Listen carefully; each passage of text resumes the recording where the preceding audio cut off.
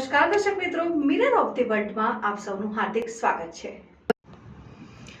શહેરમાં ભૂવા પડવાનો સિલસિલો યથાવત। વડોદરા નગરીની ઓળખ હવે પાલિકાના પાપે ભ્રષ્ટાચારને કારણે ભૂવા નગરી તરીકે પડી રહી છે।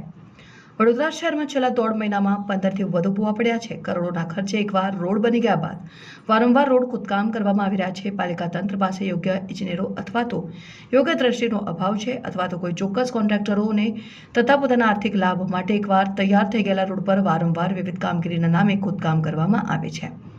ત્યારબાદ ફરીથી રોડ પર રિસર્ફેસિંગ કાર્પેટિંગ કરવાની કામગીરી કરવામાં આવે છે।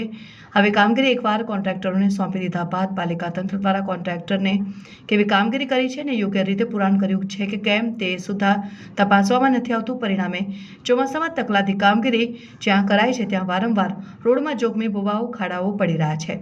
જનતાના ટેક્સના નાણાંને રાજ્ય સરકારના નાણાંનો એક રીતે વેડફાટ થઈ રહ્યો છે, ત્યારે કેટલાક ભ્રષ્ટ અધિકારીઓ અને કોન્ટ્રાક્ટરોને લાભ થઈ રહ્યો છે। ફક્ત વચ્ચે પ્રજાને જ હાલાકી વેઠવવાનો વારો આવે છે। મુખ્ય માર્ગ પર જ જોખમી ભૂવાને કારણે જનતામાં તંત્રની કામગીરી સામે રોષ જોવા મળ્યો હતો। આખી એકવાર અંદર ભૂવામાં ગરકાવ થઈ જાય તેવો ભૂવો પડતા વહેલી તકે ભૂવાનું યોગ્ય પુરાણ કરવાની લોકમાંગ ઉઠી છે।